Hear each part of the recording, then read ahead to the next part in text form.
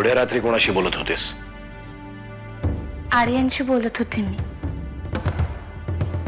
या घरातल्या प्रत्येकाला 24 तास त्या आर्यनशीच बोलायचं असतं का? प्रत्येकाच्या चेहऱ्यावर हसू आणण्याचं कॉन्ट्रॅक्ट घेतले त्यांनी. उद्या सकाळी अमृताला रमावतीला पाठवा. म्हणजे अचानक रमावतीला का? अचानक काय त्यात? पण अमृता तयार होईल का? तिला तयार करणं हेच तुझं काम आहे. हे बघा, जे काही गैरसमज झाले असतील ते आपण बोलून एकत्र बसून सोडू. हा विषय इथेच बंद.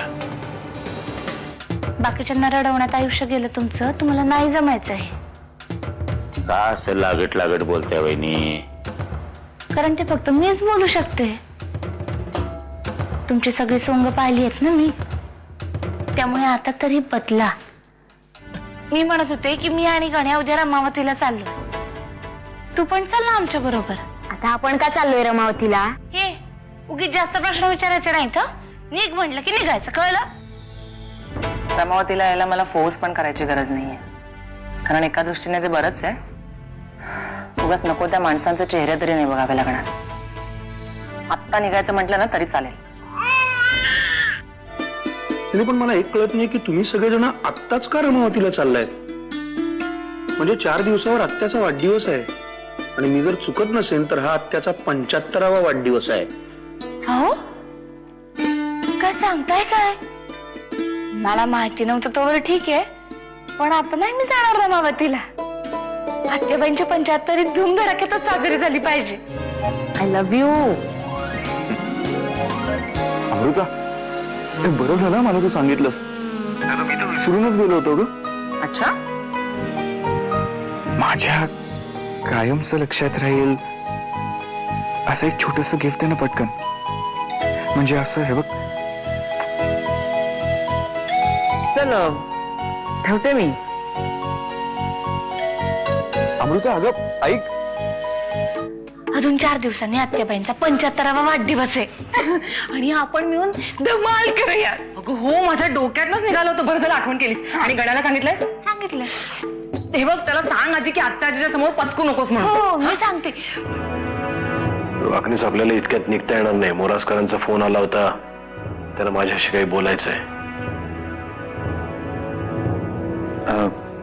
साहेब, त्या आर्यन सरतापेची सगळी माहिती काढलेली आहे. त्याची सगळी कुंडली. आपण त्या विषयावर नंतर बोलू. मला वाटलं तू पोचली असशील एव्हाना रमावतीला. नाही, आम्ही निघणारच होतो, पण तेवढ्यात मला वामनदा भेटले. ते मला म्हणाले की आत्याबाईंचा 75वा वाढदिवस 2-4 दिवसांवरच आलाय म्हणून. या सगळ्या गडबडीत तुम्ही विसरूनच गेलो होतो आत्याबाईंचा वाढदिवस.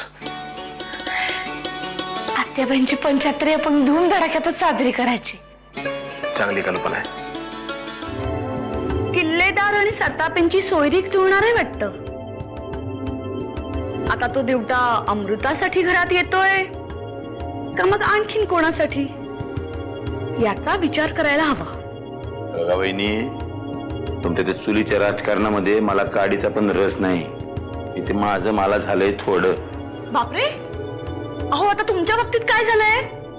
काही प्रॉब्लेम आहे का? मला सांगा ना. तुम्ही काय माझी बायको आहे तुम्हाला सांगायला? हे डोकं चावू नका माझे, कळलं की नाही? साहेब, याच्यामध्ये 10 कोटी रुपये आहेत. मोरासकर, हे 10 कोटी रुपये मला इतके महत्वाचे नाही आहेत. त्याच्यापेक्षा महत्वाची असलेली एखादी गोष्ट जिचा आपल्याला या चौकशीमध्ये उपयोग होऊ शकतो, अशी काही सापडली आहे का? हो, सापडल्यात. त्या इंदुलकरच्या खोलीमध्ये काही सिम कार्ड्स आम्हाला सापडले आहेत. या सिम कार्डवरून आपल्याला त्या सूत्रधारापर्यंत पोहोचता येईल.